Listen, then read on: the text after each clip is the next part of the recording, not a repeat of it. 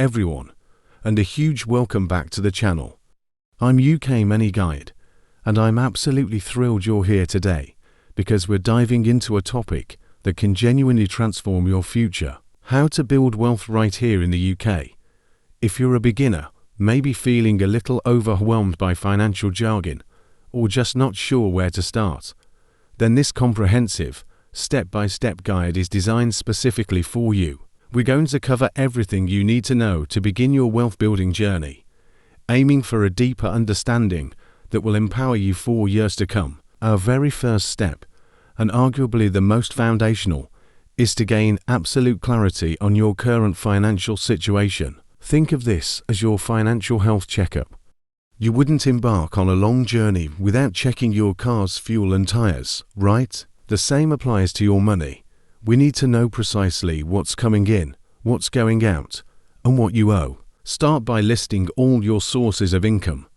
This might be your main salary, freelance work, benefits, or any other money you receive. Get the exact figures. Then, and this is where many people get uncomfortable, but it's vital, meticulously track every single penny that leaves your account. For a whole month, don't miss anything. Use a spreadsheet, a budgeting app like Monzo or Starling, which have built-in tracking, or even a pen and paper. Categorize these expenses: rent, mortgage, utilities, food, transport, entertainment, subscriptions, etc. Start by listing all your sources of income. This might be your main salary, freelance work, benefits, or any other money you receive. Get the exact figures. Then, and this is where many people get uncomfortable, but it's vital, meticulously track every single penny that leaves your account. For a whole month, don't miss anything. Use a spreadsheet, a budgeting app like Monzo or Starling, which have built-in tracking, or even a pen and paper. Categorize these expenses: rent, mortgage, utilities, food, transport, entertainment, subscriptions, etc. Next, compile a clear list of all your assets and liabilities. Assets are what you own. This could be cash in savings accounts, investments, the equity in your home, or even significant valuable possessions. Liabilities are what you owe: credit card balances, personal loans, student loans, your mortgage.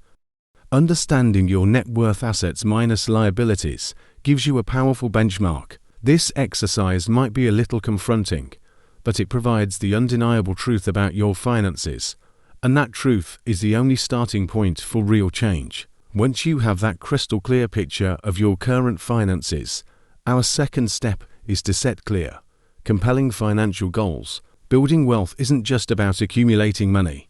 It's about what that money allows you to do.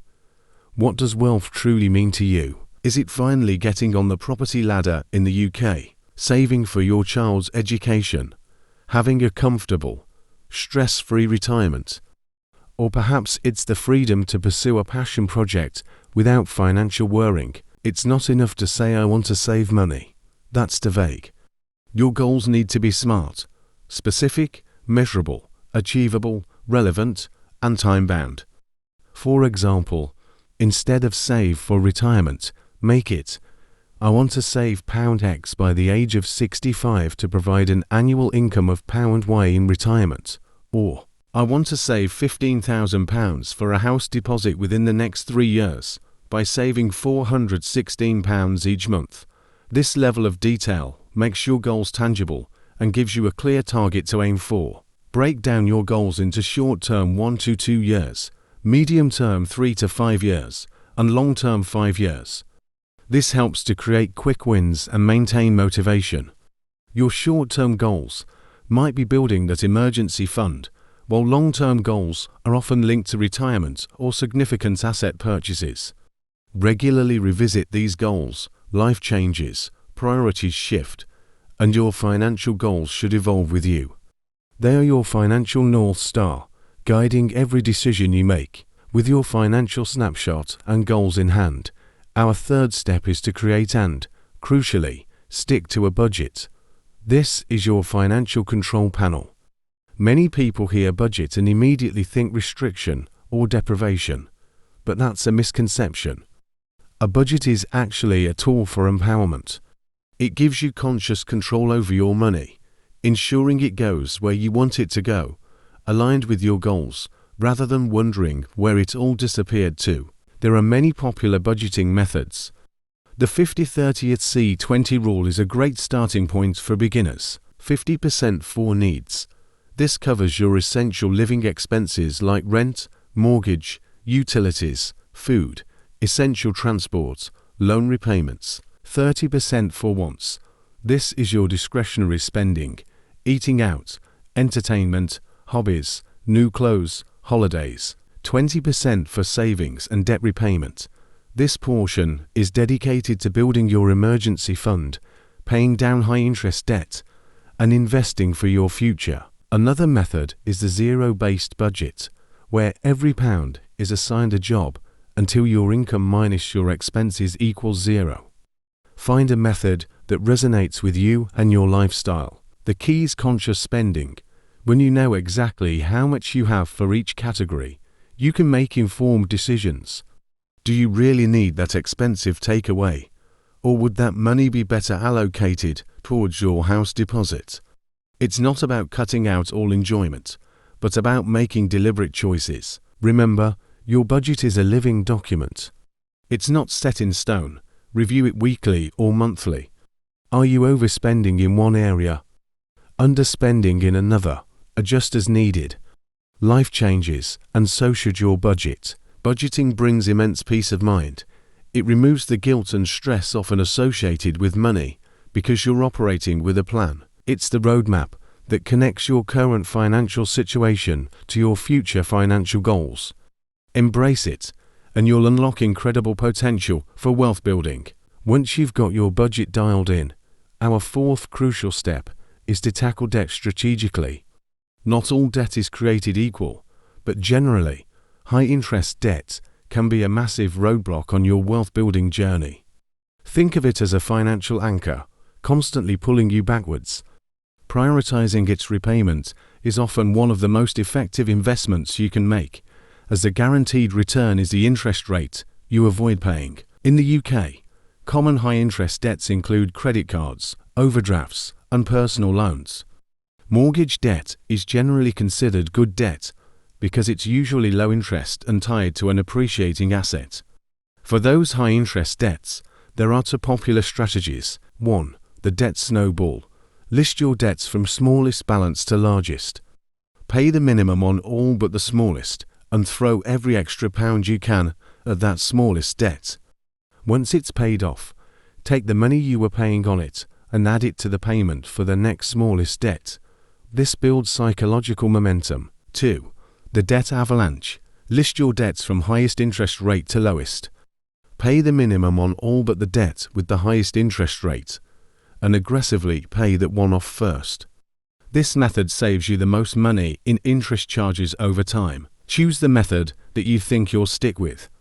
Consistency is more important than which specific method you pick. Also, explore options like balance transfers to 0% interest credit cards if you can pay it off within the promotional period, or a debt consolidation loan with a lower interest rate. These can help reduce the amount of interest you're paying, freeing up more money to pay down the principal. Just be wary of fees and ensure you don't take on more debt. Eliminating high-interest debt not only saves you money, but also frees up significant cash flow in your budget and, perhaps most importantly, provides incredible psychological freedom. It removes a huge source of financial stress and clears the path for true wealth building. Once that high-interest debt is under control, our fifth critical step is to build a robust emergency fund. This isn't just savings, it's your financial safety net, your buffer against life's inevitable curveballs. Think of it as an insurance policy for your financial plan. Without it, one unexpected expense, a car repair, a dental emergency, or job loss can derail all your hard work and force you back into debt. The general recommendation is to save 3 to 6 months' worth of essential living expenses. If you're self-employed or have an unstable income, you might aim for 6 to 12 months. Calculate this amount using your budget from step 3. This money should be held in a separate, easily accessible account, ideally a high-interest savings account like an instant access ISA, if you haven't used your allowance for other savings, or a regular savings account, not in the liquid investments. It needs to be liquid and readily available. This fund is for emergencies only. It's not for a holiday, a new gadget, or a down payment on a house. It's there to protect your financial stability when something unexpected happens. If you lose your job, this fund buys you time to find another without panic. If your boiler breaks down, you can pay for the repair without resorting to credit cards. Having a fully funded emergency fund provides incredible peace of mind. It allows you to navigate life's inevitable challenges without compromising your long-term financial goals. It's a non-negotiable step on the path to wealth. This is where the magic truly begins. Our 6th step is to start investing early and consistently.